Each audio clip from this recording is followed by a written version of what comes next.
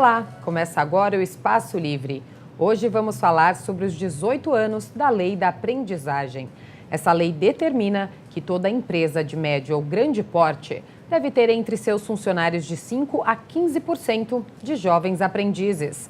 Para nos explicar melhor o assunto, recebemos hoje Ricardo Melantônio, superintendente institucional, jurídico e compliance do CIEE, Centro de Integração Empresa-Escola. Obrigada pela presença, Ricardo. Olá, Carol. Olá, amigos da TV Câmara. Ricardo, para começar, qual que é o balanço, que podemos fazer sobre esses 18 anos da Lei da Aprendizagem? Evoluímos bastante já? O impacto é bastante positivo. A lei, ela é do ano 2000, a Lei 10.097, e 5 anos após teve a regulamentação em 2005. Então, nesses 18 anos, começou de uma forma bastante tímida. Hoje é uma lei muito positiva em nosso país, que contribui para que os jovens sejam inseridos no mercado de trabalho.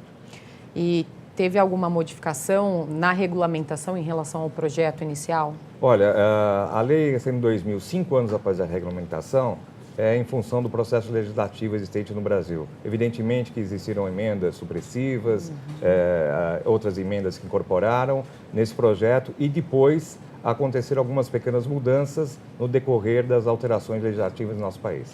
Isso que eu queria te perguntar, mudou alguma coisa na Lei da Aprendizagem depois que a reforma trabalhista foi aprovada?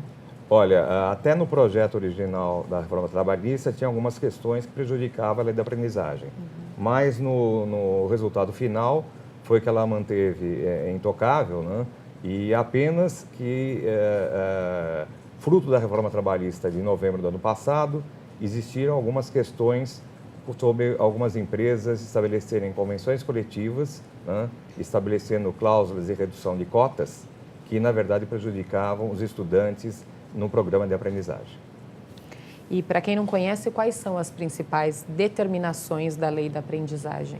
A Lei da Aprendizagem, exatamente, ela pega os estudantes numa faixa etária entre 14 e 24 anos, e como requisitos eles estejam regularmente matriculados e frequentando tanto o ensino fundamental, ensino médio ou tenham terminado também o ensino médio. Eles têm que estar cursando o ensino médio. Eles têm que estar ou, na verdade, ter terminado. A lei confere que mesmo terminando o ensino médio, até a faixa etária de 24 anos, ele tem condição de ser inserido no programa de aprendizagem. Os jovens que estão fazendo algum curso técnico também se enquadram? Também se enquadram, exatamente isso. A lei estabeleceu, e por que 14 anos de idade, Carol? Porque no Brasil há uma restrição dos 16 anos que, na verdade, acima dos 16 anos pode trabalhar. E abaixo disso existe um impedimento legal. A lei da aprendizagem é exatamente a exceção à regra. Ela permite que de 14 anos tenham exatamente possibilidade de esses jovens serem inseridos no mercado de trabalho, combatendo inclusive o trabalho infantil e até a evasão escolar. Você tem algum dado em relação a essa questão do trabalho infantil? Desse combate, se diminuiu bastante com a lei? Olha, diminuiu, não tanto quanto nós queríamos e acredito que todos os brasileiros gostariam que diminuísse numa proporção infinitamente maior. Mas, evidentemente, é uma lei que traz uma contribuição positiva para toda a sociedade brasileira. No início do programa eu falei sobre empresa de médio e grande porte, que precisam ter de 5 a 15% de jovens aprendizes. No caso das pequenas empresas ou até MEIs, se eles quiserem, eles podem também contratar um jovem aprendiz? Olha, eles podem contratar, mas não existe obrigatoriedade legal. A lei estabeleceu que empresas de médio e grande porte teriam essa obrigatoriedade, né? Então, é importante, o programa da aprendizagem no Brasil, ela, na verdade, ela pega em alguns setores até a vulnerabilidade social. Então, quanto mais as empresas contratarem, evidentemente, é melhor para todos nós, né? Mas a lei obriga entre empresas de médio e grande porte que façam o cumprimento das cotas. E quais são os passos necessários para que a empresa possa aderir ao programa?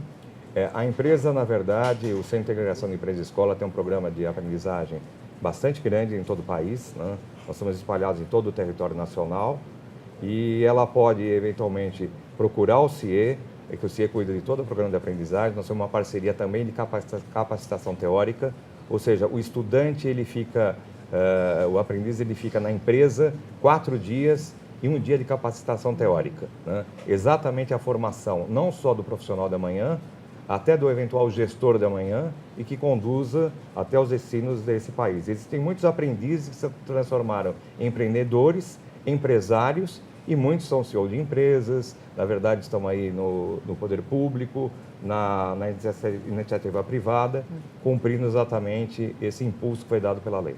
Você falou sobre o CIE, já são 54 anos, né? Sem dúvida. O CIE é uma entidade de assistência social sem finalidade lucrativa, filantrópica, e que há 54 anos incorpora os estudantes de todas as faixas etárias, seja no mercado do estágio, programa de estágio e de aprendizagem também.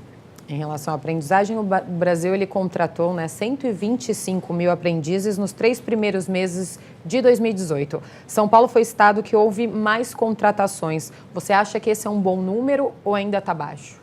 Esse número, a nosso ver, ele está ainda muito além do potencial existente. Existem dados do CAGED, Carol, que na verdade demonstram que o potencial hoje no Brasil seria cerca de 1 milhão de aprendizes contratados nesse primeiro semestre. Acontece que no primeiro trimestre houve a contratação desse número, cerca de 125 mil, e no ano passado inteiro, 2017, foram cerca de 390 mil aprendizes, ou seja, muito aquém da possibilidade de contratação. Mas eu vou explicar o que se deve também a isso, ao crescimento econômico do país. Todos nós sabemos que nós passamos por uma crise bastante grande nos últimos anos, né? Aí estamos saindo dela do processo de recessão, e evidente que crescendo o PIB brasileiro, cresce na mesma proporção a contratação dos aprendizes e também o número de empregados nas empresas. Como a cota é calculada entre 5% e 15% da base de empregados, quanto maior o número de empregados que a empresa tem, melhor será para o mercado de aprendizes também. E a lei, ela vale também para órgãos públicos? Sim, a lei vale para órgãos públicos, prefeituras, empresas estatais, câmaras municipais, mas evidentemente que a gente entende que as restrições orçamentárias hoje é um fator limitador. Mas fica aqui o registro que também o poder público deve colaborar nesse sentido, até porque uma prefeitura municipal, a partir do momento que contrata um aprendiz, e ela tem as escolas municipais, ela está contribuindo duplamente. Combate à evasão escolar, que ela mesma tem as suas escolas municipais, e também o trabalho infantil, que nos rincões do Brasil acontece ainda esse tipo de atividade. O senhor citou a questão do combate à evasão escolar. A gente tem um dado aqui que mais de 11 milhões de pessoas com idade entre 15 e 29 anos não estudavam e nem trabalhavam no Brasil em 2017, que são os chamados nem-nem, né? Por que esse número é tão alto ainda no Brasil e como que essa lei pode ajudar?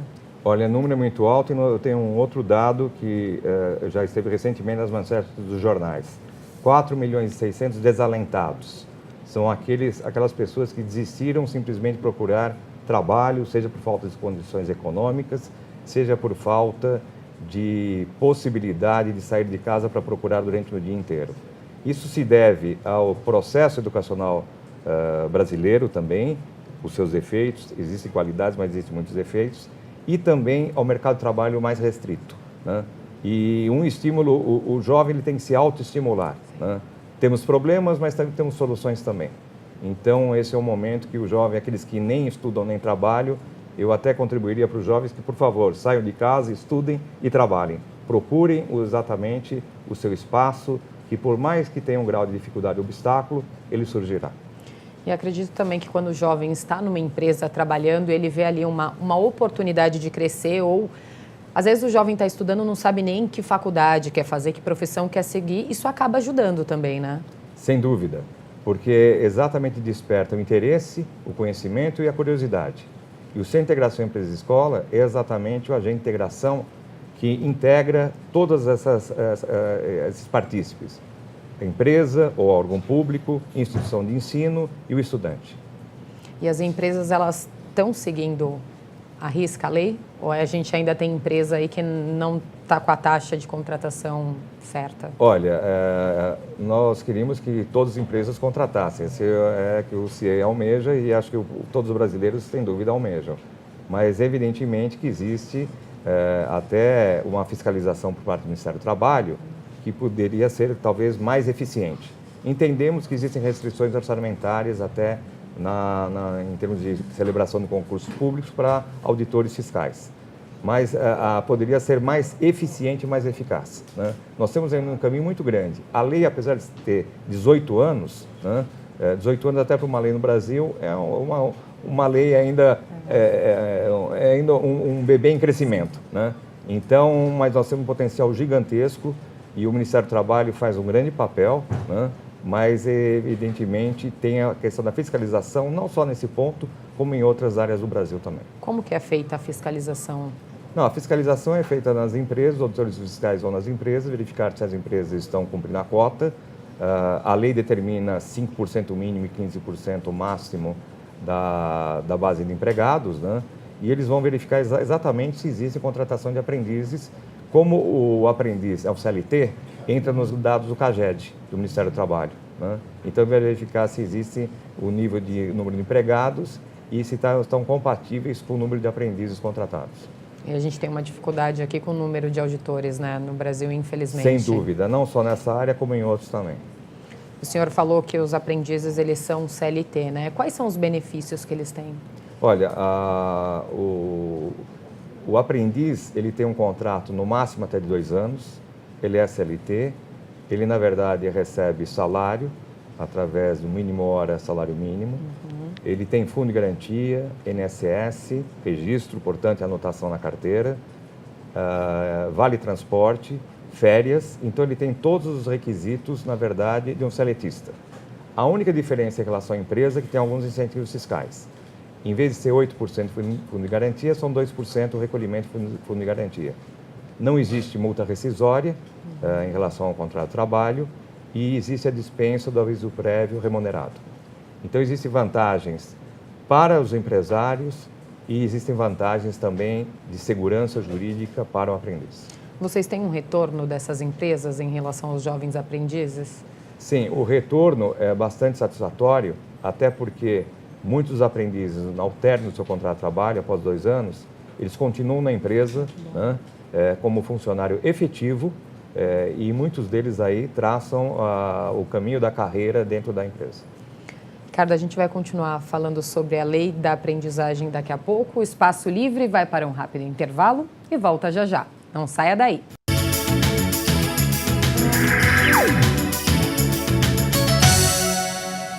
Estamos de volta com o Espaço Livre, hoje falando sobre os 18 anos da lei da aprendizagem.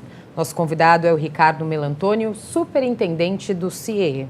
Ricardo, essa lei da aprendizagem, ela tem um aspecto social, né?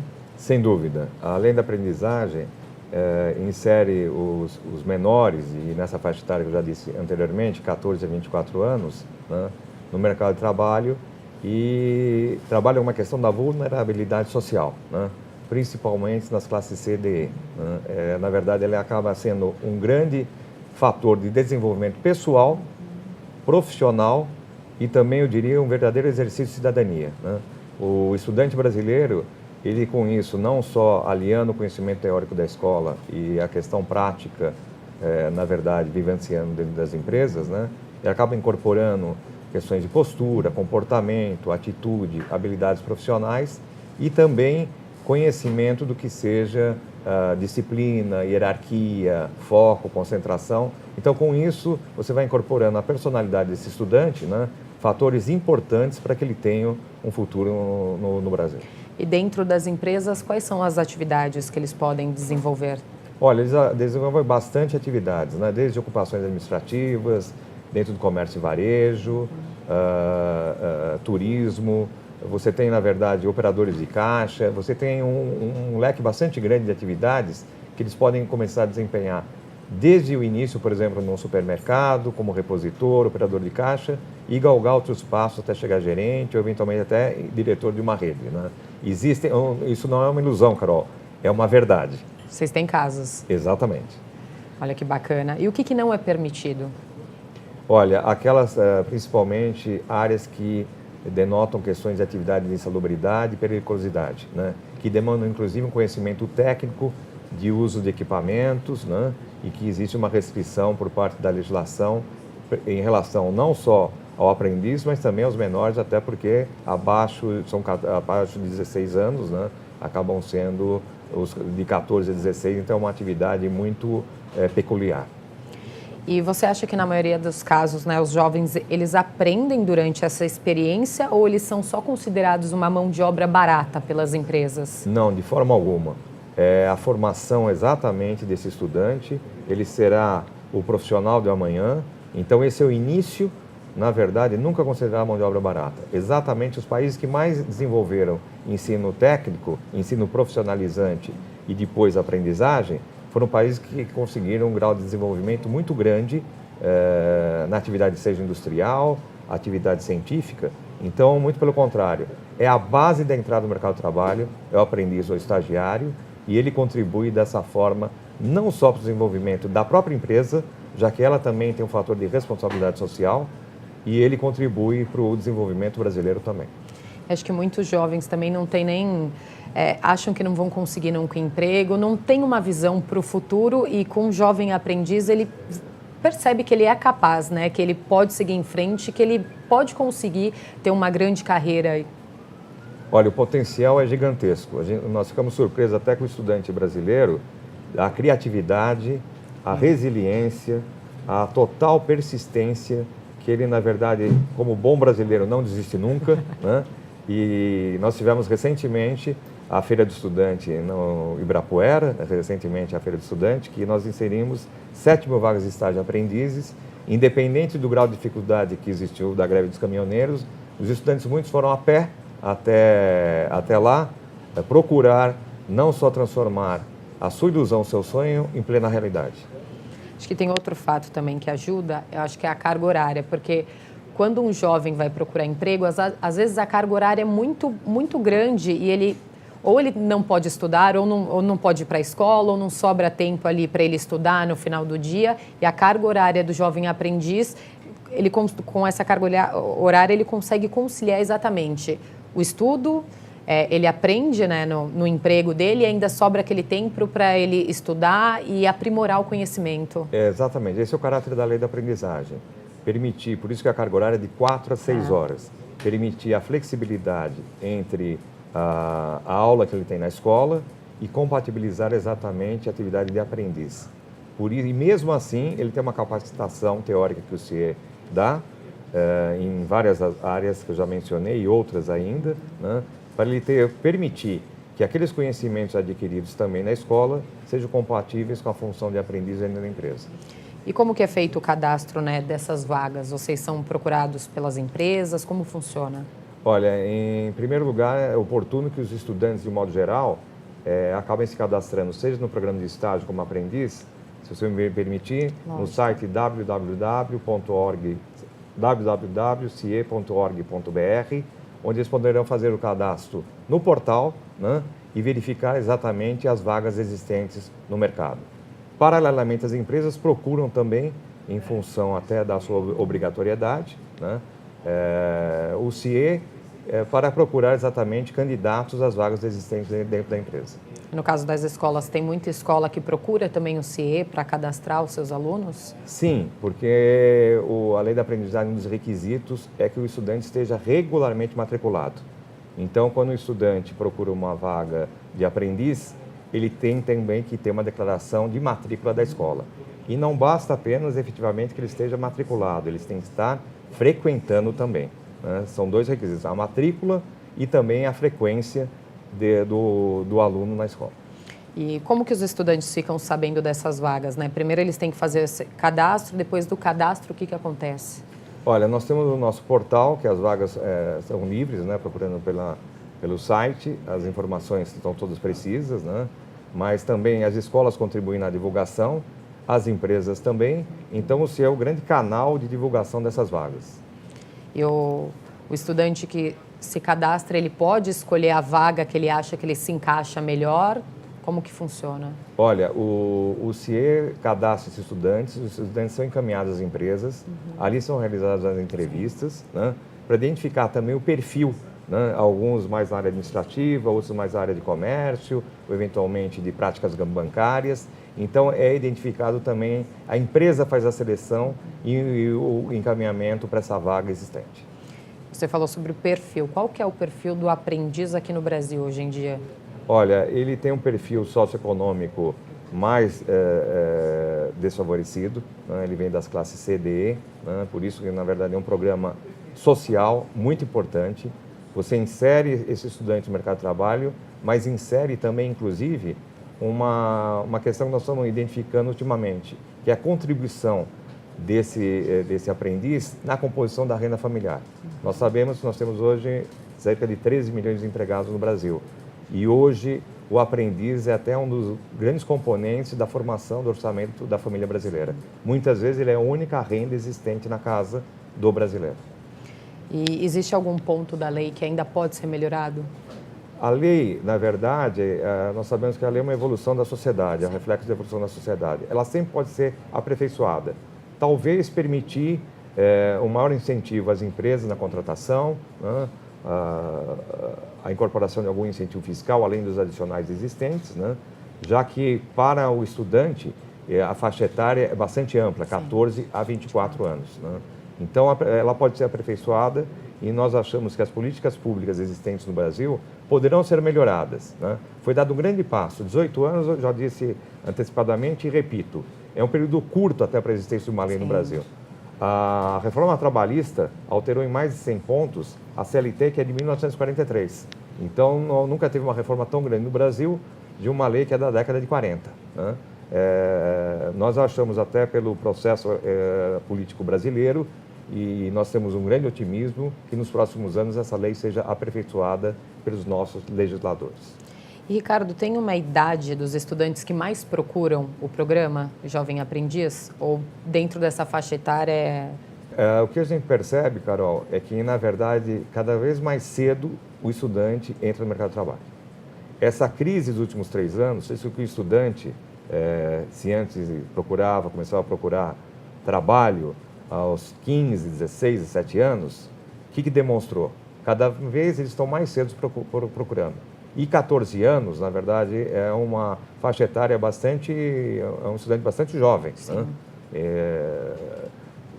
Se, na verdade, tivesse possibilidade, a lei permitisse 13 anos, talvez até muitos brasileiros iam procurar a partir dessa data. Mas estabeleceu como requisito mínimo 14 anos. Então, o que a gente sente, seja no programa de estágio e de aprendizagem, é uma procura cada vez mais cedo, exatamente, de serem inseridos no mercado de trabalho. E aquilo que você falou, muitas vezes um jovem de 14 anos é o único sustento da família, né? Ele é único, isso são estatísticas realmente bastante claras que identificam que, às vezes, aquele aprendiz é o único componente da renda da família brasileira. É triste, né? Até. Muito triste. Esperamos que esse quadro mude. E o CIE também tem programa para estágio, né? Sem dúvida. Aqui na Câmara Municipal de São Paulo, nós temos, inclusive, um programa de estágio bastante efetivo e o programa de estágio do CIE é um programa vencedor. Nós temos hoje no Brasil, são números bastante grandiosos, 220 mil estagiários no Brasil e 80 mil aprendizes.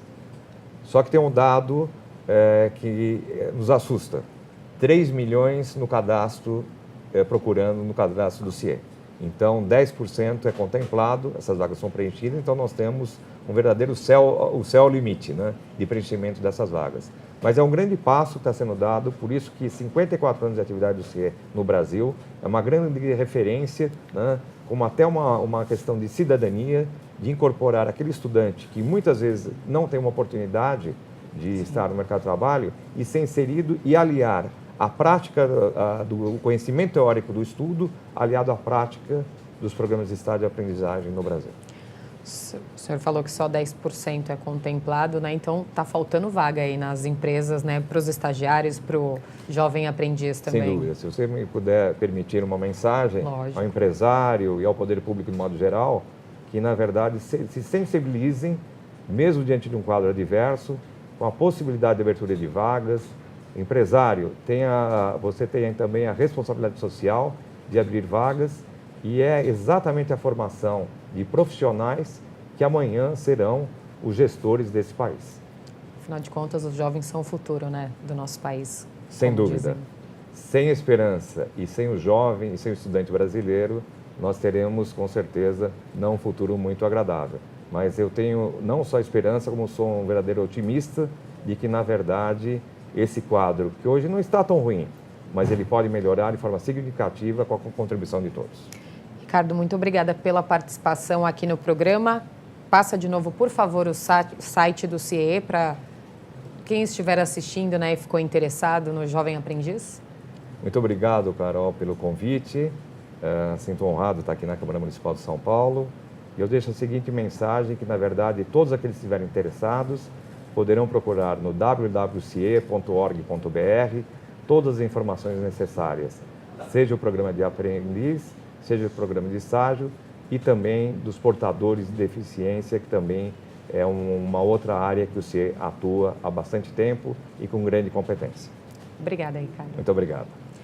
E o Espaço Livre fica por aqui. Obrigada pela companhia e até o próximo programa. TV Câmara São Paulo, a política da cidade passa por aqui.